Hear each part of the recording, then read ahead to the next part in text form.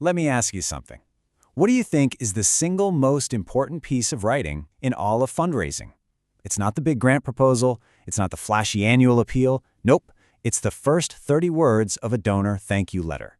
And honestly, it's where most of us completely drop the ball, turning a golden moment of connection into a huge missed opportunity. I mean, come on. We've all seen this, right? This is the standard boilerplate go-to opening line. And yeah, it's polite, it's professional, and it's also completely and totally forgettable. It feels less like a heartfelt thank you and more like a receipt you'd get from a vending machine. Of course it does. This has become the default setting for so many organizations. And look, I get it. It seems harmless, it checks a box. But what it really does is slam the door shut on a real human relationship with someone who just did something incredible for your cause. And let's be super clear here. This isn't just about better writing. This is about strategy. A bad thank you has a real, measurable financial cost. It actively pushes away the very people you need to keep your mission alive. Okay, I want you to just let this number sink in for a second. More than 70% of people who give for the first time never make a second gift. They don't just wander off. We often push them away with a thank you process that makes them feel less like a partner and more like an ATM. You know, the pioneering researcher Penelope Burke absolutely nailed it. After studying tens of thousands of donors, she basically proved that the thank you letter isn't just some administrative chore. It is the single most important tool you have to make a donor feel amazing and cement their decision to give. But here's the flip side. What happens when you get it right? Well, the research is crystal clear. Donors who get a prompt, personal, meaningful thank you are 4 times more likely to give again. 4 times. That one little letter can literally be the difference between a one-off donation and a lifetime of support.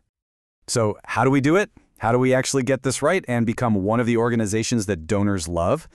Well, it really just comes down to 3 simple rules for that opening paragraph. Rules that move you from transactional to truly relational. The big idea here, the real game changer, is a complete shift in perspective. Instead of starting with us and the money, you start with you, the donor. Then you immediately show them the specific, tangible impact they made, not with some dry fact, but with a tiny, vivid story. It's all about making them the hero, right from the jump. Okay, and this is absolutely crucial. Please, whatever you do, avoid mentioning the gift amount or the date in that opening paragraph. That's administrative stuff. That's for the official receipt they use for their tax records. The opening of your thank you letter, that's for their heart. It's about emotion, not accounting. All right, enough with the theory.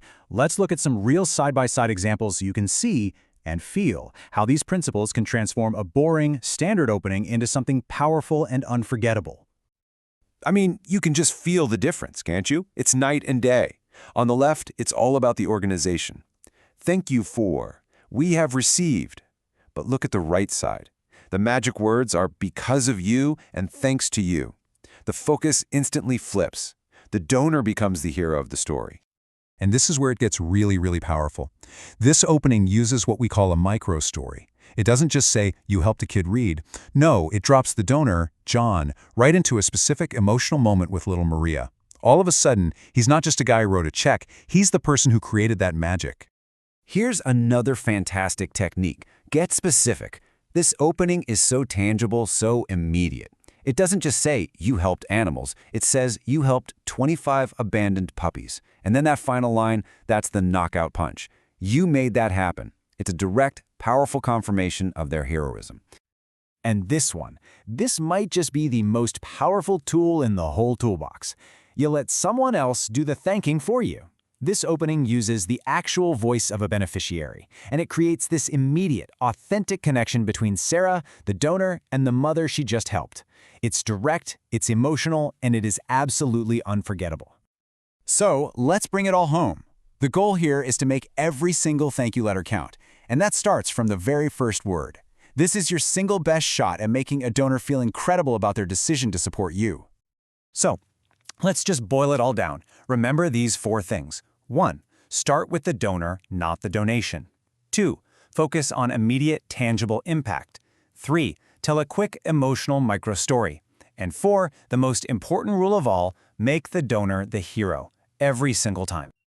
So I'm going to leave you with a question, maybe a challenge. The very next time you sit down to write a thank you letter, what story are you going to tell? What incredible impact are you going to show? What will that very first sentence say to make your donor feel like the absolute hero they truly are?